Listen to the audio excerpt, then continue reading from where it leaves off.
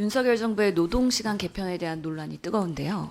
차관님, 국민의 건강과 생명을 지키는 보건복지부는 장시간 노동과 건강 연관성에 대해서 잘 아실 거라고 생각합니다.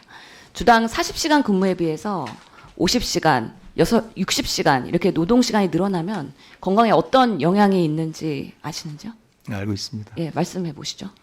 예, 여러 가지로 아마 전공의라는 것이 사실은 근로작성화와 교육사건의 두 개 건강 같이 영향에 있습니다. 어떤 영향이 있을까요? 건강은 안 좋을 건 어떤 맞습니다. 부분에서 안 좋아질지 혹시 구체적으로 아시나요? 뭐 과로가 있을 수가 있겠고요. 특히 많은 또 이렇게 전공의들이 또 한편 여성 전공도 많이 있기 때문에 그때 모성에 대한 것도 우려는 많이 있는 걸로 알고 있습니다. 전공의 문제뿐만 아니라 우리 국민의 전체 노동시간에 대해서 말씀을 드리는 겁니다. 차관님.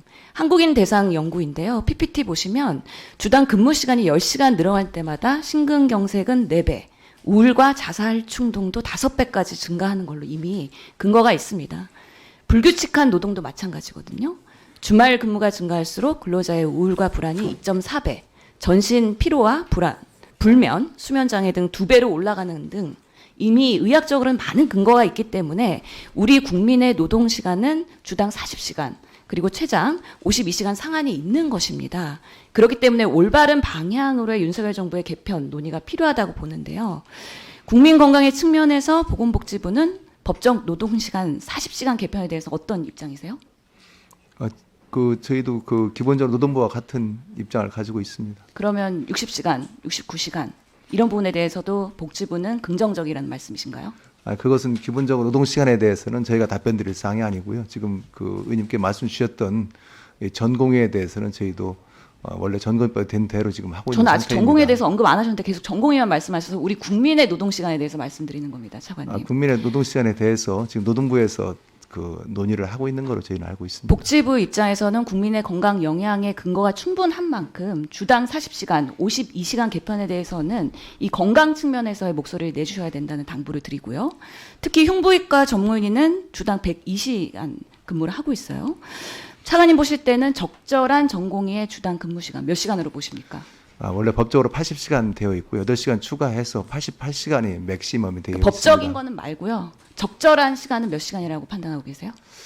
아마 그거 같습니다. 옛날에 우리 김용희 의원님께서 전공의법을 발의했을 때 사실 그전에는 130시까지도 많이 했었습니다. 그런데 아마도 전공이라는 자체가 근로자성으로 보게 되면 막 42시간 맞을 수가 있는데 한편으로는 교육성적인 측면에서 있기 때문에 그때 법적으로 88시간이 맥시멈으로 정했습니다. 그럼 앞으로 80시간보다 더 줄어야 된다라고 보건복지부는 입장을 갖고 계시나요? 그건 의견을 좀 수렴해 봐야 될 것 같습니다. 충분한 논의를 하시면서 적정 시간에 대한 그런 그렇습니다. 근거를 마련해 주시고요. 정순신 아들의 학교 폭력 문제로 사회적 관심이 높은데요. 교육부는 학교 폭력 실태 조사에 발표를 했는데 한 해에서 3만 명에서 9만 명까지 매년 피해자가 발생하고 있다고 합니다. 차관님, 이 학생들 피해 이후에 학교 생활 잘하는지, 성인 돼서도 사회 적응 잘하는지 살펴보신 적 있습니까? 그거는 저희도 좀 더 신경을 좀 써야 될 것 같습니다. 예. 사실 이번에 교육부에서 학교폭력 근절 종합 대책을 지금 만드는 중에 있고 저희에게도 심리지원 파트를 요청이 들어와서 같이 회의를 하고 있는 상태가 되겠습니다. 그래서 학교폭력 예방 대책 법률에 의하면 보건복지부도 학교폭력 대책위원회에 포함이 되어 있어요. 이 회의가 마지막으로 작년 3월에 열렸습니다. 혹시 윤석열 정부에서도 위원회가 구성이 되었거나 아니면 회의가 개최될 예정이 있습니까? 아마 교육부 중심으로 지난 3월 달에 회의는 했다고 들었습니다. 그런데 그 위원회 회의인지 아마 관계부처 회의는 있었습니다. 예, 범부처 회의가 필요하기 때문에 이런 부분에 있어서는 적극적으로 보건복지부가 학폭과 건강 영향에 대해서도 목소리를 내셔야 되는데요. 피해 학생을 진료한 정신과 전문의들은 학폭 피해자의 후유증이 성인이 된 이후에도 지속되는 사례가 63%라고 답변한 보고서도 있습니다. 미국 CDC 홈피드 보면은요, 청소년 폭력 관련해서 장기적이고 통합적인 패키지 프로그램에 대한 소개가 있어요.